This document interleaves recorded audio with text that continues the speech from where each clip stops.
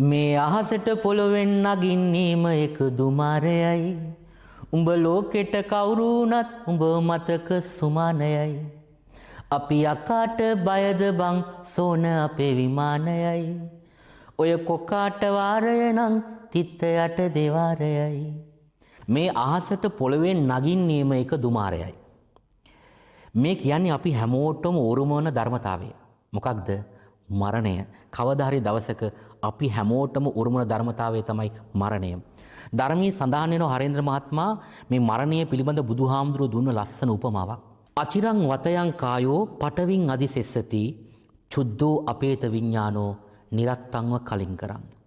අපි San powder දාලා makeup කරලා මේ සරස ගන්න ශරීරය ආයුෂ හුස්ම ටික විඥානය කියන මේ පදාර්ථ මේ ශරීරයෙන් නිරුද්ධ වුණාට පස්සේ අපේ මේ ශරීරය දර කඩක් තරම් වටින්නේ නැහැ. ඇත්තටම කිව්වොත් ෆෝමලින් නැත්තම් ඔය ගොඩක් මලගෙවල් වල තියෙන බොඩි වලට sorry.com තා වඩාගෙන ඉස්පිරිතාලෙන් අරගෙන ආපු අපිව දවසක හඬාගෙන ඉස්පිරිතාලට අරගෙන යනවා. එදාට අපි ආදරෙන් වැළඳගත්ත අපිත් එක්ක දුක සැප බෙදාගත්ත හැමෝම දවසක අපේ මිනිය බදාගෙන වැළපෙන දවසක් එනවා. ඔබ මොන චරිතයක් වුණත් දුමේ පාට වෙනස් වෙන්නේ නැහැ. දුමේ හැඩේ වෙනස් වෙන්නේ නැහැ. මේ අහසට පොළොවෙන් නගින්නේ මේක දුමාරයයි කියලා විග්‍රහ කරන්නේ අන්න ඔය ධර්මකාරණය. උඹ ලෝකෙට කවුරු වුණත් උඹ මතක සුමානයයි. හරෙන්ද්‍ර මහත්තයා මේ කියන්නේත් අනිත්‍ය ධර්මතාවයම තමයි. වෙනස් වීම. Everything is changeable. හැමදේම වෙනස් වෙනවා. දවස් 7 මලගෙයින් පස්සේ සමහර වෙලාවට අපි බිත්තියක ප්‍රේමයක විතරයි ඉන්නේ. ඒ නිසා මේ බල්ලන්ට පූසන්ට කන්න දුන්නට පස්සේ තියෙන අවුරුදු ගානක මතක ඉව මිනිස්සුන්ගෙන් බලාපොරොත්තු වෙන්න යන්න එපා. අපි හිස් අතින් ඇවිල්ලා අත් දෙකින් බදාගෙන හිස් අතින් යන සංසාරයක් මේක. ඔබට පොරක් චරිතයක් වෙන්න පුළුවන්. හැබැයි ඔබට වැඩිය ලොකු පොරක් චරිතයක් හම්බ වෙනකම්. ඔබ ලෝකෙට කවුරුණත් ඔබ මතක සුමානයයි කියන්නේ ඔන්න ඔය තේරුම. අපි යකාට බයද බං සෝන අපේ විමානයයි. දැන් අපි ওই පොදු ව්‍යවහාරයේ තියෙනවානේ කතාවක්. යක්කුන්ට බය නම් අපි සෝනේ ගෙවල් හදන්නේ. යක්කුන්ටත් කුක්කු පෙව්වේ කොක්කු පෙන්නලා ආදි වශයෙන් මේ යකත් එක්ක බැඳිච්ච වදන් කීපයක් තියෙනවා. ඉතින් සාමාන්‍යයෙන් අපි යක්කුන්ට බයයිනේ. රාත්‍රියට සෝනට ළඟින් යන්න බයයි තනියෙන්. මලගෙකට ගිහලා තනියෙන් එන්න බයයි. තොවිලියක් තිබ්බොත් තුම්මන් අධ්‍යාප පහු කරන් යන්න බයයි. ඇත්තටම කිව්වොත් গুপ্ত බවක් තියෙන හැම තැනකම අපි තනි වෙන්න බයයි.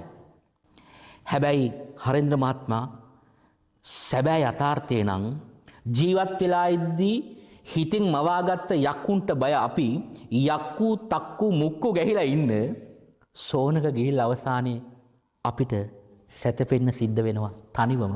අද අපි පැල්පතක ජීවත් වුණත් මහා මන්දිරයක ජීවත් වුණත් දවසක අපේ නවාතැන වෙන්නේ සෝනක්. ඊට පස්සේ හරේන්ද්‍ර මහත්මයා ඔය කොකාට වාරේ නම් තිත්තයට දෙවාරයයි. බලවතෙක්ට වගේම දුබලෙක්ටත් අවස්ථාවක් එනවා. ඒක අමතක කරන්න එපා. අලියක් කැලේට කොච්චර ලොකු සතෙක් වුණත් හරේන්ද්‍ර මහත්මයා ඉත්තක් කරන් කන්නේදී දෙපැත්තට ගසනවා. ඇයි දන්නවද? බයයි කටුස්සෙක් කරි හිටියොත් හොඬවැල ඇතුළු ඩිංගුවොත් අතාට උන් ඉරි දැන් අමතක වෙනවා. ඒ තරම් විපතක් වෙන්න පුළුවන්. ඒ වගේම තමයි සිංහයා කැලේ මොන රජෙක් වුණත් ඉත්තෑවත් එක සෙල්ලම් දාන්න යන්නේ නැහැ. ඉත්තෑව පොඩි සතෙක් වුණත්. අන්න ඊට පස්සේ මේ කියනවා ගල් කටස් පටස් ගාලා গিitar වෙනවා මේ සින්දු වල මෙල්ලි. මොනතරම් තද මිනිස්සෙක් වුණත් গিitar එකක් කොංගෝ එකක් දර්බග් එකක් පියානෝවක් ඉස්සරහා මුදු මෙලෙක් වෙන මහ වෙලාවක් යන්නේ. අඟුලිමාල ආලවක සච්චක නාලාගිරි හේමවත මොනතරම් දැඩි අශාන්ත අදාන්ත මිනිස්සු බුදුහාමර එක ප්‍රණීත වචයෙන් දමනය වුණාද? චීන පටස් දාලා වගේ පුටාර් එකේ යති 6-4 කල්ලි. ඒතර අපි ඔක්කොටම මේ සතුට සොම්නස ඕන. චීන පටස් දාලා වගේ සතුට අපි සද්ද දාගෙන තමයි එන්නේ. පුටාර් එකේ යති. පුටාර් එක කියන්නේ මොකද්ද? භවය. පුටාරකට කියනවා අපි සිංහලෙන් බයිසිකලේ කියලා. ෆුට් සයිකලේ. ෆුට් සයිකලේ තමයි පුටාර් එක වෙන්නේ. ඔය කොල්ලන්ගේ වචන මේ. එතකොට පුටාර් එක හරි ඉක්මනට යන ගමනක් නෙමෙයි. හරි හිමින් යන්නේ බයිසිකලේ. රෝද දෙක කැරකෙන්නේ යන පැත්තට. රෝද දෙකම කැරකෙන්නේ යන දිශාවට. හැබැයි හරේන්ද්‍ර මහත්මයා බයිසිකලයක් හිටවලා තියන්න බෑ. ආධාරකයක් ඕනේ. ඒ ආධාරකය තමයි ධර්මය. එහෙනම් මේ ගමන නවත්ත ගන්න ඕන නම් ධර්මය ඕනේ.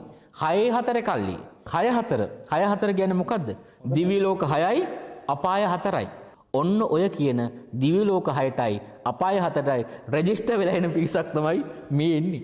ඊළඟට මේකේ සඳහන් වෙනවා අපි කොටස් වෙළඳ පොලේ සටස් ගානකට වැටෙන්නේ නෑ සල්ලි. කොටස් වෙළඳ පොල කියන්නේ අපි කියන්නේ ස්ටොක් මාකට් එක කියලානේ. එතකොට ඒක කඩා වැටුනොත් මුළු රටේ ආර්ථිකයටම බලපානවා. මේක ලෝකෝත්තර අර්ථයෙන් ගන්න. මේ කොටස් වෙළඳ පොල කියන්නේ අර කොටස් වෙළඳ පොල නෙමෙයි. අපේ පින් පොත.